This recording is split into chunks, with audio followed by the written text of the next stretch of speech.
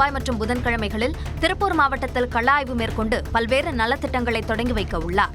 திருப்பூர் வேலம்பாளையத்தில் புதிதாக கட்டப்பட்டுள்ள அரசு மருத்துவமனை கட்டடத்தை திறந்து வைக்கும் முதல்வர் மடத்துக்குளம் சென்று அங்கு அமைக்கப்பட்டுள்ள முன்னாள் முதலமைச்சர் கருணாநிதியின் சிலையை திறந்து வைக்கிறார்.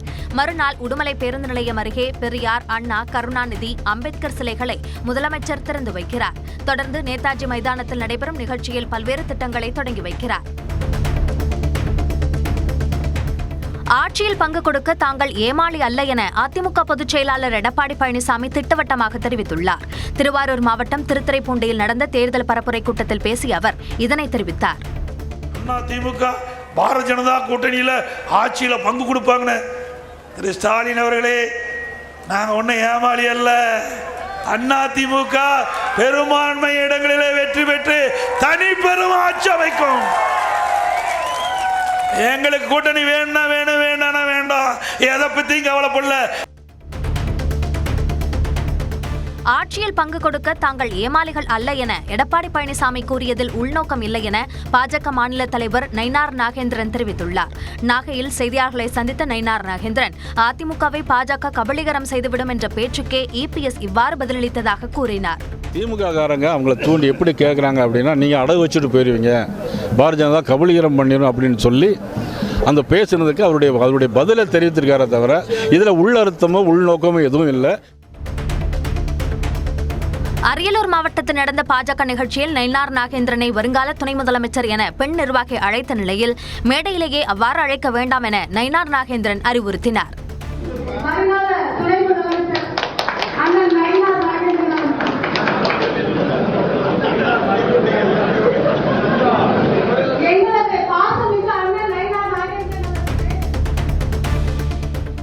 நெல்லை வரும் அதிமுக பொதுச் செயலாளர் எடப்பாடி பழனிசாமிக்கு பாஜக மாநில தலைவர் நயினார் நாகேந்திரன் விருந்தளிக்க திட்டமிட்டுள்ளார். தமிழ்நாடு முழுவதும் சுற்றுப்பயணம் மேற்கொண்டுள்ள இபிஎஸ் அடுத்த மாதம் 3ஆம் தேதி நெல்லைக்கு பரப்புரை செய்ய வருகிறார். அப்போது இபிஎஸ்க்கு விருந்தளிக்க நயினார் நாகேந்திரன் திட்டமிட்டுள்ளார். இந்த நிகழ்ச்சியில் அதிமுக நிர்வாகிகளும் கலந்து கொள்கின்றனர். நீலகிரி மாவட்டம் மற்றும் கோயம்புத்தூர் மாவட்டத்தின் மலைப்பகுதிகளில் ஓரிரு இடங்களில் இன்று மிக கனமழை பெய்ய வாய்ப்பிருப்பதாக சென்னை வானிலை ஆய்வு மையம் தெரிவித்துள்ளது. தென்னிந்திய பகுதிகளின் மேல் நிலவும் வளிமண்டல மேலடுக்கு சுழற்சி காரணமாக ராணிப்பேட்டை, திருவள்ளூர், காஞ்சிபுரம், தேனி, தென்காசி, கன்னியாகுமரி மாவட்டங்கள் மற்றும் திருநெல்வேலி மாவட்டத்தின் மலைப்பகுதிகளில் ஓரிரு இடங்களில் இன்று கனமழை பெய்ய வாய்ப்புள்ளதாகவும் சென்னை வானிலை ஆய்வு மையம் தெரிவித்துள்ளது. சென்னையில் 2 நாட்களுக்கு வானம் ஓரளவு மேகமூட்டத்துடன் காணப்படும் என்று வானிலை ஆய்வு மையம் தெரிவித்துள்ளது. நகரின் ஒரு சில பகுதிகளில் இடி மின்னலுடன் கூடிய மிதமான மழை பெய்ய வாய்ப்புள்ளதாகவும் கணிக்கப்பட்டுள்ளது. ஆடி கிருத்திகையை ஒட்டி தமிழ்நாடு முழுவதும் உள்ள முருகன் கோயில்களில் மக்கள் கூட்டம் அலைமோதியது. சென்னை வடபழனியில் காலை 5 மணி முதல் பக்தர்கள் அனுமதிக்கப்பட்ட நிலையில் நீண்ட வரிசையில் காத்திருந்து சாமி தரிசனம் செய்தனர். அதேபோல் திருவள்ளூர் மாவட்டம் திருத்தணி சுப்பிரமணிய சுவாமி கோயிலிலும் பக்தர்கள் நீண்ட வரிசையில் காத்திருந்து தரிசனம் செய்தனர்.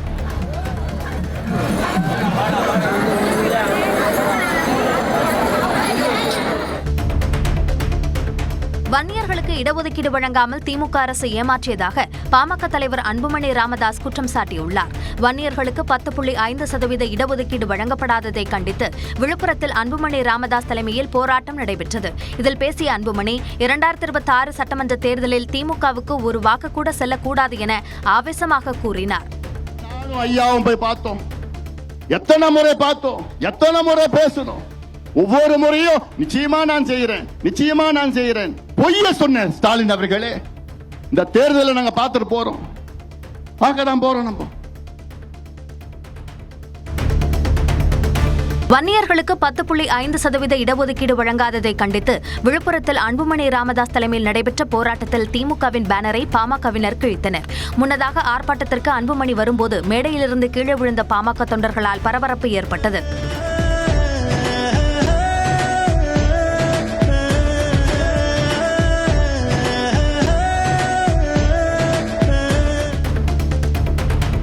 வன்னியர் இடஒதுக்கீடு தொடர்பாக யார் போராட்டம் நடத்தினாலும் வாழ்த்துக்கள் என பாமக நிறுவனர் ராமதாஸ் தெரிவித்துள்ளார். வன்னியர் சங்கத்தின் 46வது ஆண்டு தொடக்க விழாவையொட்டி நடைபெற்ற விழாவில் பாமக நிறுவனர் ராமதாஸ் கொடியேற்றினார். தொடர்ந்து செய்தியாளர்களிடம் பேசிய ராமதாஸ், இடஒதுக்கீடு சம்பந்தமாக யார் போராட்டம் நடத்தினாலும் வாழ்த்துக்கள் என்று அன்புமணிக்கு மறைமுகமாக வாழ்த்து தெரிவித்தார். இரு பிரிவினருக்கிடையே மோதலை ஏற்படுத்தும் வகையில் பேசியதாக தொடரப்பட்ட வழக்கில் மதுரை ஆதீனத்திடம் சென்னை கிழக்கு சைபர் கிரைம் காவலர்கள் விசாரணை நடத்தினர். சைவ சித்தாந்த மாநாட்டில் பங்கேற்க சென்னை வந்தபோது தனது கார் மீது மற்றொரு வாகனத்தை மோதச் செய்து கொல்ல சதி நடந்ததாக மதுரை ஆதீனம் தெரிவித்திருந்தார். இதனைத் தொடர்ந்து மத மோதலை தூண்டும் வகையில் பேசியதாக வழக்கு தொடரப்பட்ட நிலையில் நீதிமன்றத்தின் உத்தரவின் பேரில் மதுரையில் உள்ள ஆதீன மடத்தில் 40 நிமிடங்கள் விசாரணை நடத்தப்பட்டது. அறுவை சிகிச்சை செய்து கொண்டதால் படுக்கையில் இருந்தபடி போலீசாரின் கேள்விகளுக்கு மதுரை ஆதீனம் பதிலளித்தார். நாமக்கல் மாவட்டம் பள்ளிப்பாளையத்தைச் சேர்ந்தவர் கடனை அடைப்பதற்காக 5 லட்சம் ரூபாய்க்கு சிறுநீரகத்தை விற்றதாக பகீர் வாக்குமூலம் அளித்துள்ளார். நாமக்கல் சுற்றுவட்டாரத்தில் ஏழைகளை குறிவைத்து நடந்த சிறுநீரக பறிப்பு சம்பவத்தில் இடைத்தரகர்கள் ஆனந்தன், முருகன் உள்ளிட்டோரை போலீசார் தேடி வருகின்றனர். இந்த நிலையில் கடனை அடைப்பதற்காக சிறுநீரகத்தை விற்றதாக கூறும் பாதிக்கப்பட்டவர் நரக வேதனை என்பதால் யாரும் சிறுநீரகம் கொடுக்காதீர் என்று வேண்டுகோள் விடுத்துள்ளார். கடலூர் மாவட்டம் காட்டுமன்னார்கோவிலிருந்து ரஷ்யாவுக்கு மருத்துவம் படிக்க சென்ற மாணவரை உக்ரைன் போருக்கு அனுப்ப ரஷ்ய அரசு கையெழுத்து வாங்கிய சம்பவம் அதிர்ச்சியை ஏற்படுத்தியுள்ளது.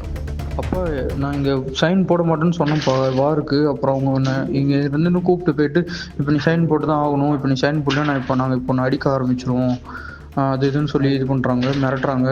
6 மாசமான தம்பி சொல்லிட்டு வந்து வாருக்கு அனுப்ப போன் பேசுவாங்க, வாருக்கு அனுப்ப ட்ரை பண்றாங்க, டார்ச்சர் பண்றாங்க, ரூம்ல வச்சு அடைச்சு வைக்கிறாங்க, கையெழுத்து போட சொல்றாங்க எல்லா ஃபார்ம்லயும் சொல்லி.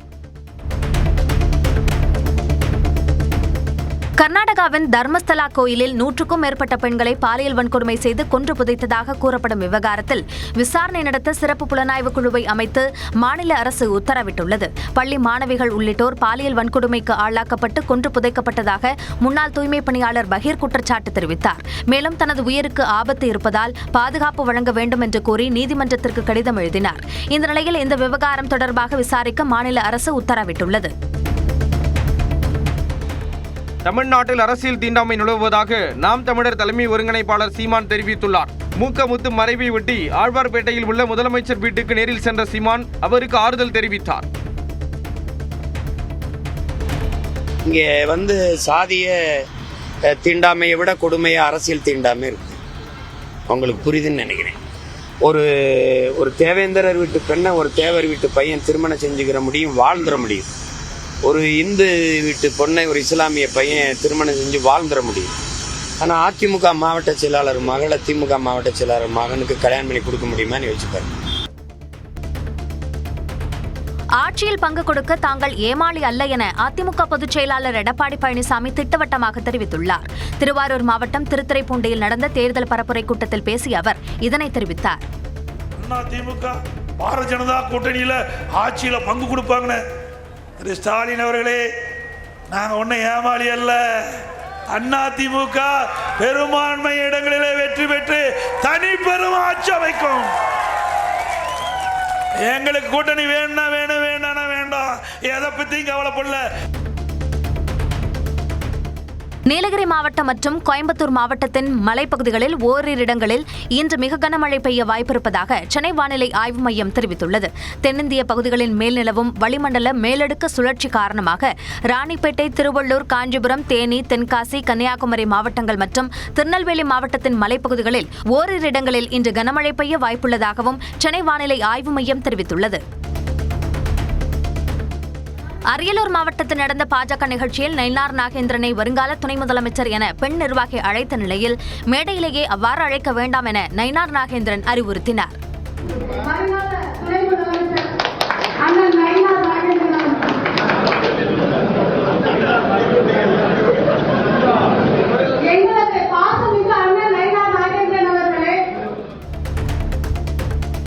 ஆட்சியில் பங்கு கொடுக்க தாங்கள் ஏமாளிகள் அல்ல என எடப்பாடி பழனிசாமி கூறியதில் உள்நோக்கம் இல்லை என பாஜக மாநில தலைவர் நயினார் நாகேந்திரன் தெரிவித்துள்ளார். நாகையில் செய்தியாளர்களை சந்தித்த நயினார் நாகேந்திரன் அதிமுகவை பாஜக கபலீகரம் செய்துவிடும் என்ற பேச்சுக்கே இபிஎஸ் இவ்வாறு பதிலளித்ததாக கூறினார். திமுக காரங்க அவங்களை தூண்டி எப்படி கேட்குறாங்க அப்படின்னா, நீங்கள் அடகு வச்சுட்டு போயிடுவீங்க, பாரதிய ஜனதா கபலீகரம் பண்ணிடும் அப்படின்னு சொல்லி அந்த பேசுனதுக்கு அவருடைய பதிலை தெரிவித்திருக்காரே தவிர இதில் உள்ளர்த்தமோ உள்நோக்கமோ எதுவும் இல்லை. வன்னியர்களுக்கு இடஒதுக்கீடு வழங்காமல் திமுக அரசு ஏமாற்றியதாக பாமக தலைவர் அன்புமணி ராமதாஸ் குற்றம் சாட்டியுள்ளார்.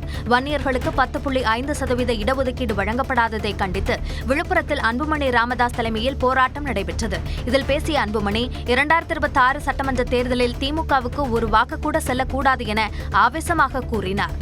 நானும் ஐயாவும் போய் பார்த்தோம், எத்தனை முறை பார்த்தோம், எத்தனை முறை பேசணும்.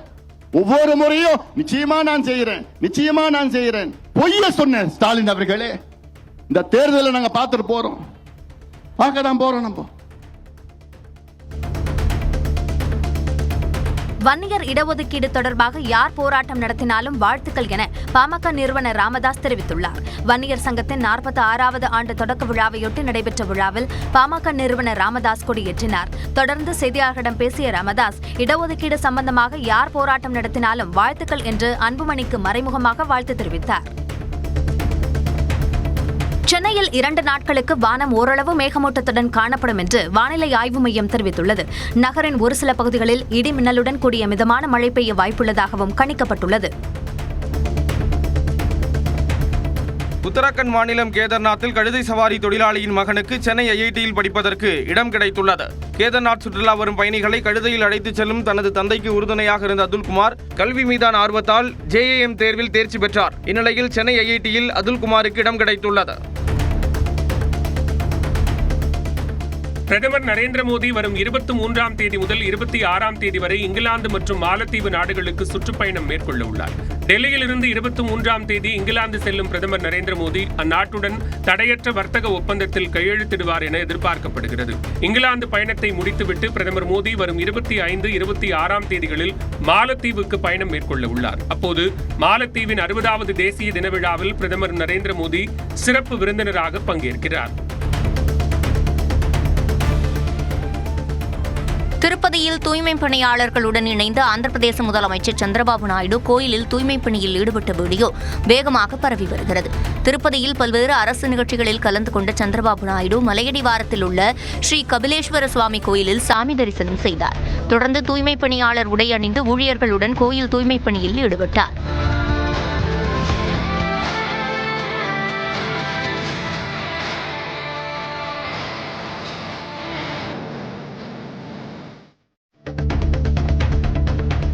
சர்வதேச விண்வெளி நிலையத்தில் நுண் புவியீர்ப்பு விசை நிலையில் எவ்வாறு செயல்படுவது என்பது குறித்த வீடியோவை இந்திய வீரர் சுபான்ஷு சுக்லா வெளியிட்டுள்ளார். ஆக்சியம் 4 திட்டத்தின் கீழ் சர்வதேச விண்வெளி நிலையத்துக்கு சென்ற குரூப் கேப்டன் சுபான்ஷு சுக்லா விண்வெளியில் பல்வேறு ஆராய்ச்சிகளை மேற்கொண்டு கடந்த வாரம் பூமிக்கு திரும்பினார்.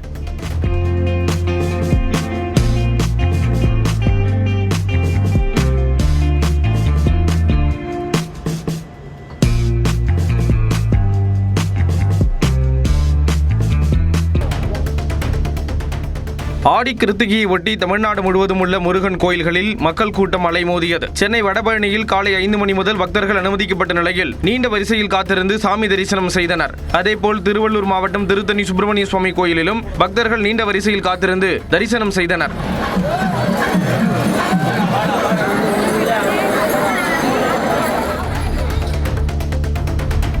வார விடுமுறையையொட்டி பல்வேறு சுற்றுலா தலங்களில் மக்கள் குவிந்தனர். கன்னியாகுமரி மாவட்டம் திருப்பரப்பு அருவியில் குவிந்த சுற்றுலா பயணிகள் உற்சாக குளியல் போட்டனர். அதேபோல உதகையில் திரண்ட சுற்றுலா பயணிகள் பைக்காரா அருவி, படகு குழாம் உள்ளிட்ட இடங்களுக்கு சென்று மகிழ்ந்தனர்.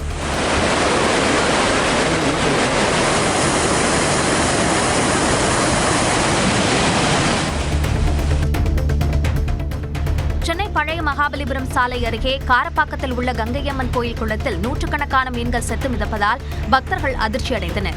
மீன்கள் அழுகி துர்நாற்றம் வீசுவதால் அருகே உள்ள குடியிருப்பு வாசிகள் அவதிக்கு ஆளாகின்றனர். குளத்தில் ரசாயன கழிவு கலக்கப்பட்டதா அல்லது வேறு ஏதேனும் காரணமா என மாநகராட்சி அதிகாரிகள் விசாரிக்க வேண்டும் என்று பொதுமக்கள் கோரிக்கை விடுத்துள்ளனர்.